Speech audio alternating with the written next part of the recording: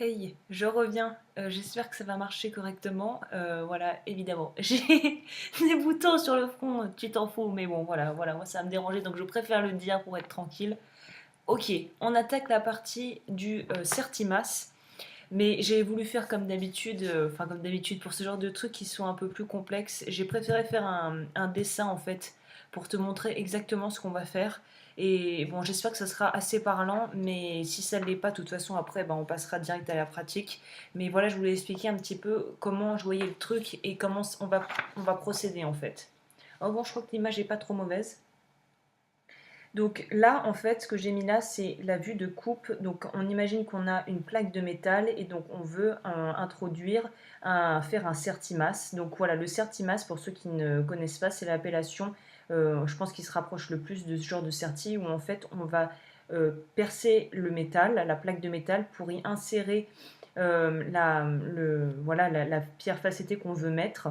Et en fait, est-ce qu'on va bien? Oui. Et en fait, on va devoir donc percer et ajourer, je ne sais pas si c'est le bon terme, en tout cas, voilà, agrandir l'endroit où on va le rentrer pour pouvoir ensuite, après, écraser le métal autour pour pouvoir le faire tenir en place, en fait. Et donc là, j'ai voulu faire un gros plan. Donc voilà, imagine la planche de métal en zoomé. Voilà ce qu'on va devoir faire.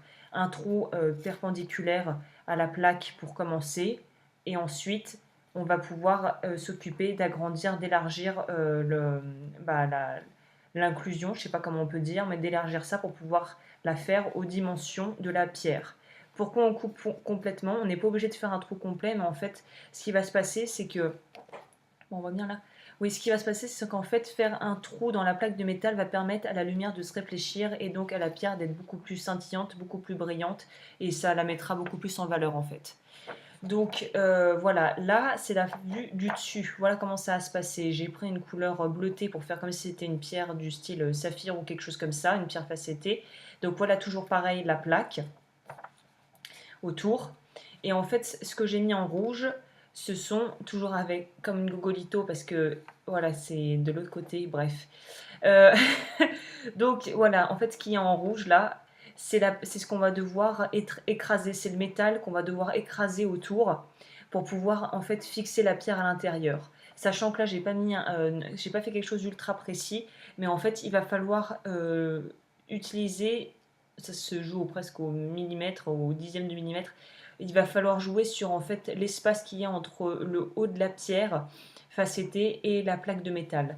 Donc en gros, ce qu'on va devoir faire, c'est trouer le métal, ensuite ajourer l'intérieur pour que ça ait la forme triangulaire de la pierre facettée qu'on va devoir sertir, et ensuite on va devoir écraser autour le métal pour pouvoir tenir la pierre fermement à la base sur laquelle on l'a posée. Donc là, je vais prendre moi des chutes comme souvent, je vais prendre des chutes de plaques que j'utilise pour cet effet. Mais ça peut fonctionner pour absolument tout. Et je pense que là, j'ai oublié, mais je vais prendre une des premières bagues que j'ai faites avec des certis pour expliquer voilà, comment je me suis débrouillée. Ça donnera peut-être des idées à ceux qui veulent faire des choses certis, mais un peu plus originales. Donc voilà, je vais me chercher les bijoux là, que j'avais fait, que j'ai oublié. J'ai oublié de préciser aussi qu'évidemment, je vais prendre l'appareil photo pour avoir un meilleur focus, parce que là, je pense que même mon appareil photo n'aura pas un zoom assez bon, mais on va quand même essayer. Et on va attaquer la méthode de base. Bon, allez, à tout de suite. Ok, c'est parti. Alors j'espère que tout va bien fonctionner comme je le souhaite et que surtout on va voir quelque chose quand même, parce que là j'ai fait de mon mieux, mais j'ai l'impression que ça va être difficile d'avoir une qualité d'image qui soit vraiment idéale, mais on va faire avec les moyens du bord comme toujours. Donc là j'ai pris deux bagues comme je l'avais mentionné pour vous donner des idées, pour te donner des idées si tu veux commencer des choses. Les deux choses, ces deux bagues sont faites, ça c'est la première fois que j'ai faite avec des certis, donc c'est la première fois que je me suis tentée à l'expérience avec des Swarovski, je déconseille fortement de faire ça. Mais bon, j'avais fait ce que j'avais à disposition, donc voilà, on voit bien, c'est très, enfin moi je le vois, c'est très irrégulier, c'est pas terrible, mais c'était la première bague que j'avais essayé de faire. Et la deuxième, c'est quand j'ai commencé à élaborer un peu plus et à vouloir faire quelque chose d'un peu plus travaillé. Donc là, il y en a une quinzaine, je pense, de certis. J'en ai fait, en fait, c'était pour m'entraîner. Donc voilà, les deux sont des bases, à la base en fait des galets d'argent, donc comme je l'ai montré dans la précédente vidéo, des galets d'argent recyclés, en fait où j'ai aplati les galets quand ils étaient encore en état en température de fusion avec un morceau de plaque là, iso-inflammable, isotherme, je sais pas comment on dit, mais enfin on t'a compris, et donc en fait comme c'est encore en fusion, ça les a aplatis et ça les a ratatinés assez pour que je puisse après les former pour faire des bagues. Donc si tu veux des idées à moindre frais pour pouvoir commencer à t'entraîner à faire des sertis sans dépenser des milliers et des cents en recyclant des chutes que tu as déjà, ça peut être une très bonne idée. Donc voilà, je les mets de côté, mais c'était pour te montrer comment on peut faire des choses à peu de frais. Ensuite, moi j'ai pris pour l'expérience là une chute comme je le disais d'argent. Pourquoi prendre des galets recyclés? Ça tombe à merveille parce qu'en fait selon le diamètre des pierres facettées qu'on va utiliser, il va falloir penser en conséquence par rapport à l'épaisseur de la plaque. Donc là moi je vais prendre une pierre facettée de 2 mm de diamètre, ce qui veut dire qu'il nous faut minimum une plaque d'argent ou de métal de 1,5 mm. Donc voilà, il y aura beaucoup de données techniques qui seront en plus pas forcément utilisables pour toutes les pierres et toutes les dimensions de pierres. Mais moi, je te donne une base et après, c'est à toi de moduler en fonction de la taille des pierres avec lesquelles tu vas travailler. Mais donc voilà, pour réitérer ce que je viens de dire, pour une pierre facettée de 2 mm de diamètre, nous allons avoir besoin d'une plaque d'une épaisseur de 1,5 mm. Donc moi je vais prendre une vieille chute, l'idéal aurait été de la recuire pour que le métal soit hyper malléable et beaucoup plus facile à travailler. Je suis une feignasse donc on va pas le faire. Et ensuite ce qui sera important de faire, c'est avant de pouvoir t'attaquer au serti, il faut que le poli soit nickel et que la pierre soit la dernière chose que tu mettes et qu'après on n'ait presque plus rien à faire. Donc là on va commencer, donc imaginons que là ça a été je confonds avec la version anglaise, ça a été recuit, donc je l'ai chauffé, j'ai chauffé le métal, je l'ai mis dans la mijoteuse pour le nettoyer et on a fait les bandes, mes trucs de polissage là, imaginons que je les ai mis, même si c'est pas le cas, donc, et où j'ai fait mon pré-poli pour que ça soit nickel chrome, et là on attaque la partie où on va sertir. Donc j'ai fait un point pour te montrer là où je vais me faire donc me poser, faire mon serti. Le pointeau, le tas,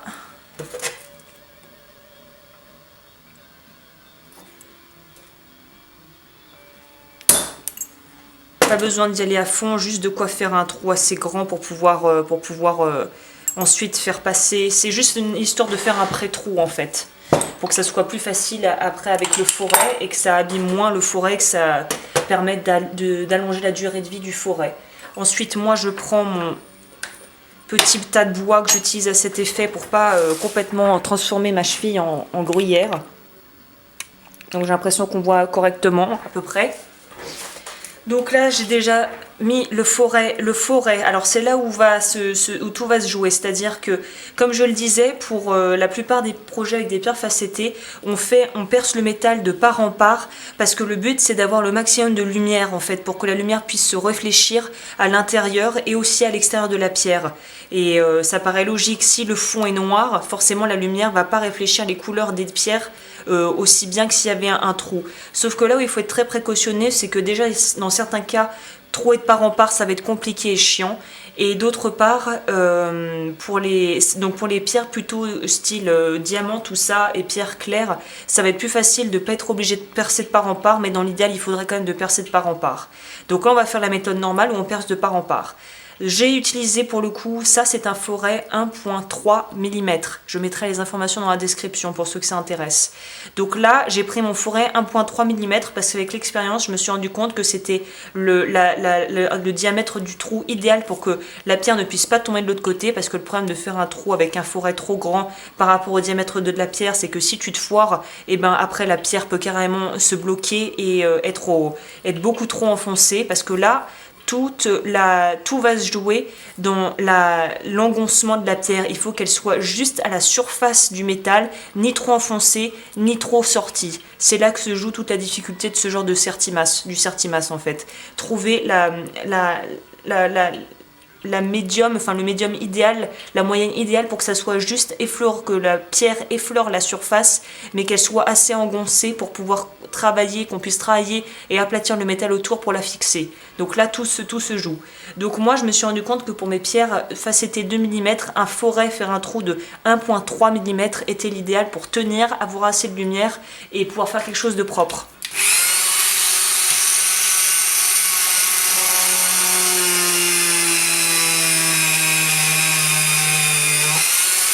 Bon, j'ai un petit problème de forêt, donc je pense que je vais couper là parce qu'en plus ça coupe quand je parle trop, donc je vais percer. Mon forêt a l'air de pas être content, de pas aimer ce que je lui ai donné, donc je vais changer de forêt et je reviens quand le trou sera fait de part en part. Donc évidemment ça serait pas rigolo s'il n'y avait pas des petits problèmes techniques. Donc là j'ai presque plus de batterie, donc il va falloir vraiment activer. Est-ce que j'ai bougé parce que j'ai bougé dedans? Non, je crois que là, ok, on a quelque chose. J'ai essayé de faire un zoom encore plus rapproché pour te montrer. Donc moi j'ai eu un petit souci technique et d'ailleurs ça m'a permis de faire une petite mention pour ça. Avant de passer au forêt 1,3 mm, si tu as des difficultés parce que le forêt est pourri, le forêt est vieux, le forêt veut pas, et ben on prend un forêt plus petit, c'est-à-dire que on fait un pré, entre guillemets, pré-trou avec le forêt d'1 mm. Et ensuite on attaque le forêt 1,3, généralement tu n'auras pas de problème. Enfin, c'est ce que je viens de faire pour pouvoir être tranquille. Là ensuite, quand on a fait notre trou, on prend une lime qui grain très très fin pour pouvoir en fait enlever, gommer les aspérités qu'il peut y avoir au-dessus pour faire un travail vraiment propre. Donc là on va dire que c'est bon. Hop. Ensuite, là, on pourra aussi repasser un petit coup de pré-poli si on était un peu maniaque, mais on va faire avec ce qu'on a là. Donc ça devrait être bueno. Les trous sont bons des deux côtés, mais je vais prendre ce côté-là plutôt. Ok, ensuite, je vérifie bien qu'on voit toujours. On voit toujours, c'est parfait. Donc là, on va attaquer la deuxième partie où il y a plusieurs options qui s'offrent à nous. Alors moi pour le coup je vais prendre une fraise boule, ça s'appelle les fraises boules et ça ressemble à ça. J'en ai déjà parlé, donc moi je prends de la marque Bûche. Là c'est des fraises boules 2 mm que je vais prendre pour le serti d'une pierre facettée de 2 mm.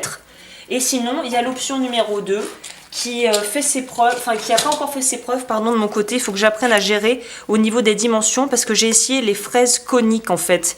Parce que je me suis dit, bah ma foi, ça a la forme triangulaire d'une pierre facettée. Peut-être que ça sera plus pratique. Et au final, je me rends compte que je vais essayer là dans la deuxième partie de te montrer ou même hors caméra de tester. Et si ça marche, je te dis si je valide les fraises coniques ou pas. Mais pour l'instant, je te montre la partie la plus basique et la façon la plus traditionnelle de pouvoir faire un serti-masse.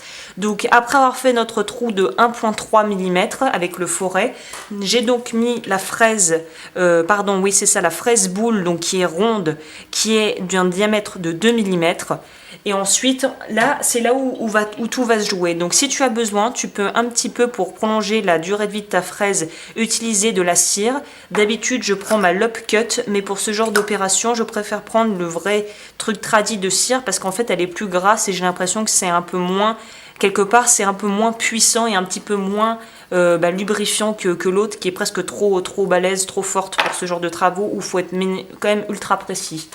Donc maintenant que ça c'est dit, j'ai pas parlé des pierres. Alors moi on va utiliser un rubis synthétique que j'ai trouvé sur Rio Grande parce que encore une fois j'adore Cookson, mais moi les pierres facettées que j'ai pu essayer ne sont pas bien calibrées. Alors je sais pas ce que valent les zircons. Je te recommande évidemment pour commencer de ne pas utiliser des vraies pierres mais des zircons et d'en faire à la masse. Je sais ce que tu chopes le truc. Donc moi pour le coup j'ai chopé chez Rio Grande des rubis synthétiques qui sont très beaux et qui sont très bien calibrés. Et je te recommande vraiment, si tu commences, de prendre des choses ultra bien calibrées parce que ça va te faciliter énormément le travail. Si c'est coupé à la machine et que c'est coupé presque au laser, je crois qu'elles sont faites les pierres synthétiques, tu galéreras beaucoup moins que si elles sont coupées, faites tailler manuellement et qu'elles sont pas toutes vraiment hyper régulières. Donc, important aussi de le mettre dans un endroit safe, évidemment, pour pas faire des catastrophes, parce que ça m'est déjà arrivé.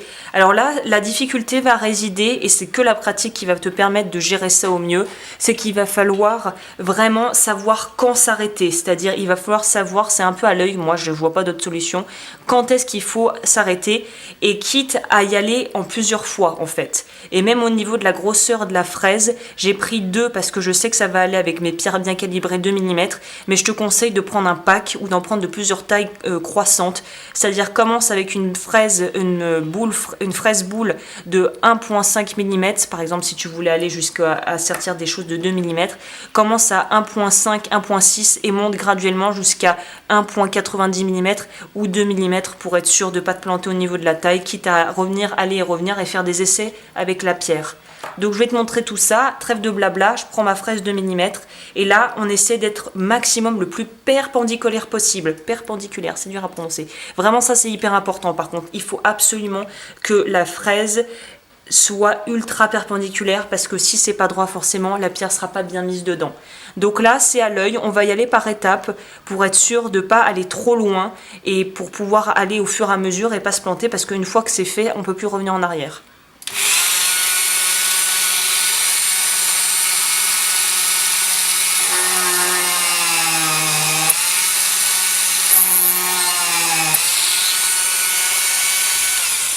Donc là évidemment c'est pas pratique avec le trépied entre les jambes, la main comme ça pour te montrer, c'est pas forcément les conditions idéales. Mais on devrait se retrouver avec la fameuse chose que j'ai montré au début, c'est-à-dire que la fraise boule va permettre d'agrandir le diamètre du trou pour pouvoir bien qu'on puisse placer notre pierre. De là on prend le truc masse, je ne sais plus comment ça s'appelle, j'ai oublié, désolé Michel. Bon voilà, t'as compris, je l'utilise tout le temps celui-là. Donc ce qu'on va faire, c'est qu'on va l'humidifier soit avec de l'eau, soit tu peux prendre ta salive en fait, donc c'est ce que je vais faire.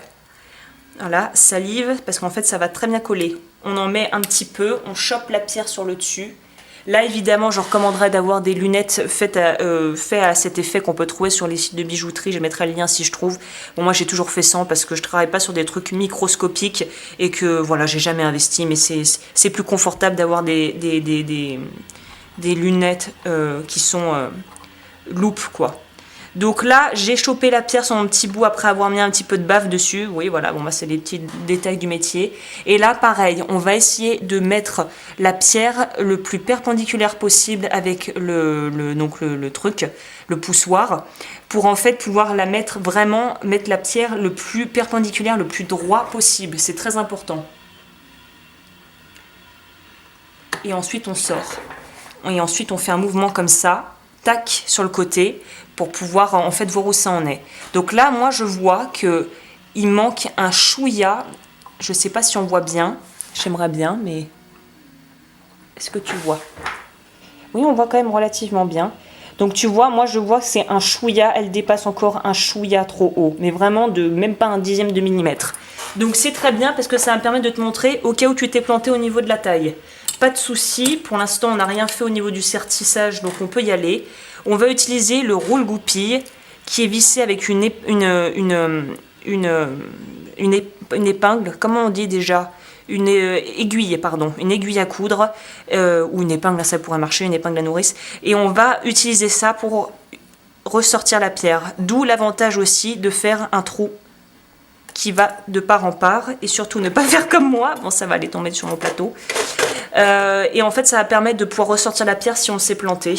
Donc là, on va y retourner doucement.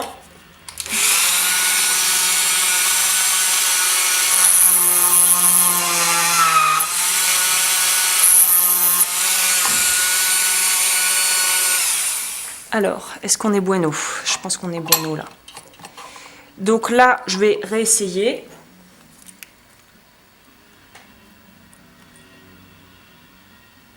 Bon, désolé, ils se sont mis à mettre les travaux continus. Ok. Donc là, pareil, on refait égal. On essaie de mettre ça le plus perpendiculairement possible. On appuie légèrement de côté. Parfait. C'est bon. Donc là, tu vois, ne pas hésiter à appuyer bien pour pouvoir répartir le poids, même si ça va pas. Il faut pas y aller comme un bourrinos. Hein. Ah oui, je suis contente, là c'est parfait. Si t'es pas content ou que c'est pas bon, on réutilise l'épingle pourquoi je veux dire épingle à nourrice? Des fois je bug sur les mots, c'est comme ça. Tu utilises l'aiguille, tu ressors jusqu'à ce que tu sois content. Là, c'est primordial de vraiment placer ça correctement parce qu'après, on peut plus faire marche arrière. Donc, et après, tu peux utiliser le jeu de réflexion de lumière, en fait, pour voir si la pierre est bien mise ou pas. Donc, moi, je suis contente du résultat, elle est bien placée. Donc, là, ce que je vais faire, c'est que je vais couper... Oups! Ah bah nickel, tu vois, là c'est tombé. La manière dont on voit si la pierre est parfaitement sertie, et en tout cas si le serti est aux bonnes dimensions, ça ne doit plus ressortir, elle ne doit plus bouger. Elle doit être vraiment en place, prête pour le serti final, et elle ne doit plus bouger d'un iota. Si tu vois qu'elle sort et qu'elle tombe, c'est que tu as fait un trou, ou que tu as utilisé une fraise qui était trop grande, ou que tu es allé trop profondément. Enfin, tu as foiré une étape, quoi. Parce que normalement, le serti ne doit plus bouger du tout, même s'il n'est pas encore fixé, la pierre doit rester en place contre vent et marée, et ça doit vraiment être nickel. Donc là, j'espère que la caméra prend bien. Voilà à quelle dimension, je sais pas si on voit un petit peu. De côté, ce qu'on peut voir, c'est que elle est légèrement engoncée à l'intérieur, mais vraiment c'est minime. Et là, on est bon à attaquer la troisième partie qui va être le serti final.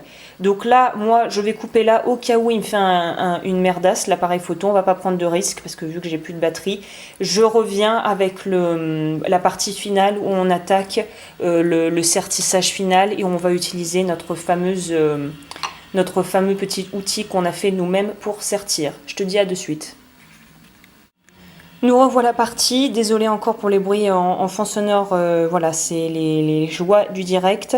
Donc là j'en étais arrêtée où en fait j'ai oublié de préciser, mais avant de mettre la pierre, c'est là où il aurait fallu faire, si on était sur un vrai bijou là, il aurait fallu être presque avoir fait le pré-poli et le poli final pour pouvoir ensuite mettre la pierre et que ça soit terminé après. Il faut vraiment, c'est hyper important, il faut le minimum toucher les pierres quand il s'agit du poli final.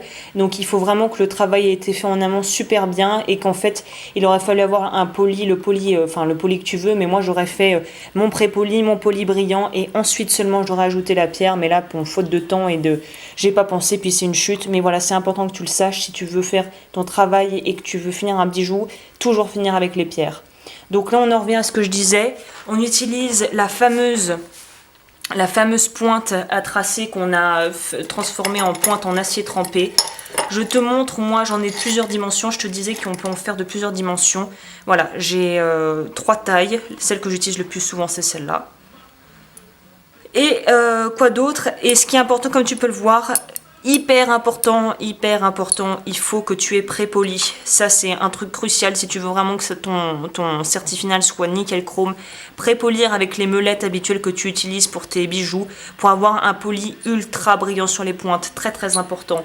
Parce qu'en fait ce que ça va faire, c'est que ça va permettre, à mesure qu'on écrase le métal, parce que c'est ça qu'on va faire comme je montrais dans l'image que j'ai dessinée, on va utiliser la pointe tout autour pour écraser le métal. Et si la pointe est déjà ultra bien polie, en fait ça va écraser le métal en faisant sorte qu'il n'y ait aucune imperfection autour. Donc là ça va être super chaud de te montrer la technique sans qu'il y ait mes gros doigts au milieu, donc je vais faire de mon mieux. Je vais faire de mon mieux. Donc là, on a pré-poli et on a poli avec de la pâte à polir, même carrément la pointe. Et là, ce qu'on va faire, c'est qu'on va essayer d'être le plus perpendiculaire possible, encore une fois, et d'aller, là par contre, je vais que dans un sens, moi je vais dans le sens des aiguilles d'une montre, en mettant assez de pression, mais pas trop. Enfin, à vrai dire, tu peux commencer avant d'aller à 90 si t'es pas trop sûr de ton coup. Je pense que ça sera peut-être mieux de faire comme ça. On va sécuriser en faisant les lois cardinales, encore nord, sud, est, ouest. Et en fait, on va presque être à un angle de 45 degrés et on va légèrement passer autour de la pierre. Je pense que tu ne verras rien, mais voilà, je vais essayer de te montrer comme ça. On va légèrement passer autour de la pierre la pointe.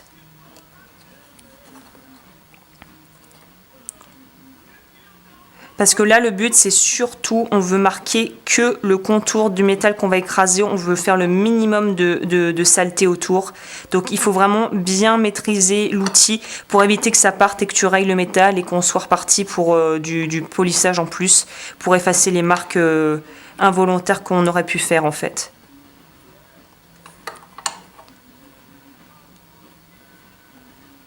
Là, on dirait pas comme ça, mais j'appuie quand même. Donc, et ensuite, une fois qu'on a sécurisé ces bases et qu'on a écrasé le métal autour de manière assez uniforme et qu'on est assez content, là, on attaque la partie où en fait, on sécure le travail et hop, dans le sens des aiguilles de montre, le plus perpendiculaire possible. Là, ça va être très très chaud de te montrer. Désolée, je peux pas, mais t'imagines, hein. Imagine l'idée. Et là, on y va par contre. Là, on y va. Et c'est là où il faut avoir une super maîtrise parce que là, j'appuie à fond les ballons. Et là, il faut avoir une très très très très bonne maîtrise de l'outil parce que c'est là où tu peux faire des rayures salaces qu'on ne voudrait pas. Donc là, le plus perpendiculaire possible, on appuie, on répartit uniformément. Ah, c'est nickel. Voilà. Bon, bah, je suis contente parce que c'est pas une donnée fixe, c'est-à-dire que même après des années de pratique, je pense encore moi parfois j'arrive à en foirer des sertis, donc c'est pas une valeur fixe, ça dépend de la pierre, du pré-perçage, de beaucoup de choses, donc ça peut ne pas fonctionner comme prévu. Il faut pas être découragé si on fait des grosses daubes au début, et même après si parfois ça arrive de foirer, c'est normal. Une fois qu'on a un joli truc et qu'on le voit, j'espère qu'on va le voir, je vais te montrer à la caméra. Une fois qu'on a un joli truc, tu peux prendre appui sur la cheville, évidemment, ça sert à ça. Vraiment, là, faut en profiter, il faut vraiment écraser le métal autour. C'est ça qu'on veut.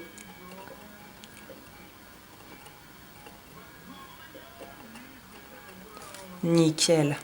Ah, c'est parfait. Et en plus, j'ai pas eu de bloup où le truc est parti. Donc, on est content.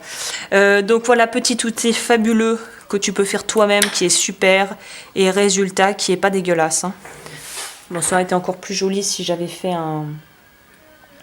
si j'avais prépolié, fait un travail vraiment bien.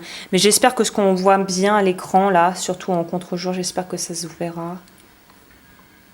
J'essaie de faire une photo en gros plan ou de faire un gros plan si j'arrive, mais pour que tu vois vraiment, voilà, il faut juste que ça soit, les rebords soient écrasés et que la pierre soit légèrement engoncée, mais vraiment très légèrement, il faut qu'elle effleure la surface. J'espère que c'est assez parlant. Je vais essayer de faire un gros zoom, mais je te promets rien. Et voilà, il faut vraiment qu'on voit juste une petite trace autour circulaire de métal écrasé qui soit brillant, super brillant. Et là, le travail est fait. Et si tu veux vraiment être sûr que le travail est fait et que c'est OK, on réutilise là l'aiguille, on prend derrière et on peut. Là, normalement, tu peux vraiment y aller. Il faut plus que ça bouge. Et là, je peux y aller comme une bourrinos, ça ne bougera plus.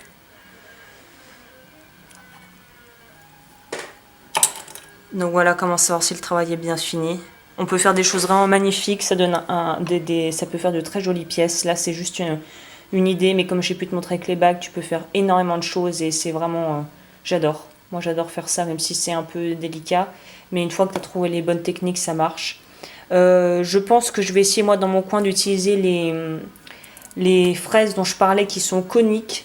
Je reviens et je fais une brève petite aparté si je valide ou si je valide pas. A de suite.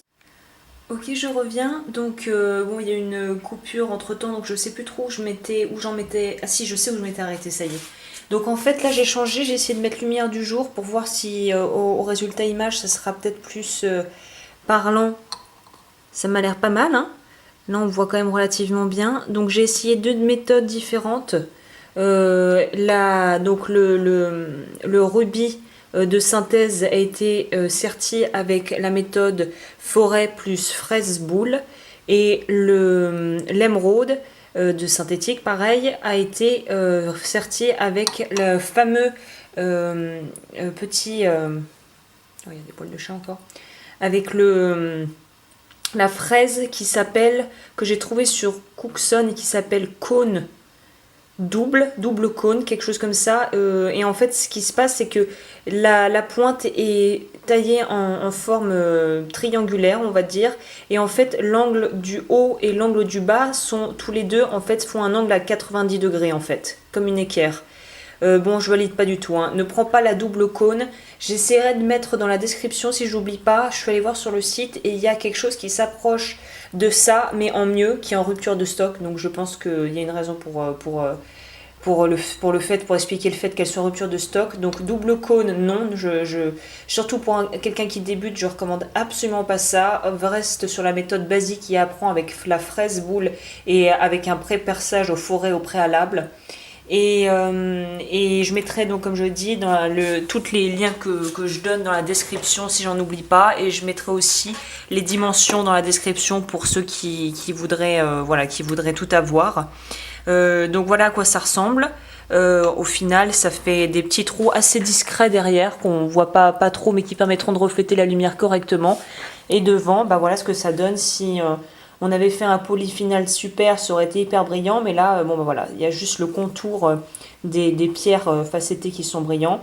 J'ai aussi précisé, mais je leur dis, moi je prends les pierres calibrées, surtout si tu commences et que tu veux des choses de synthèse et pas que d'ailleurs. Les pierres chez Rio Grande sont top délire. Et pour ceux qui ne veulent pas des zircons cheapos sur leur création, tu peux prendre des topazes blancs non traités, facettés, aussi trouvables chez Rio, qui sont une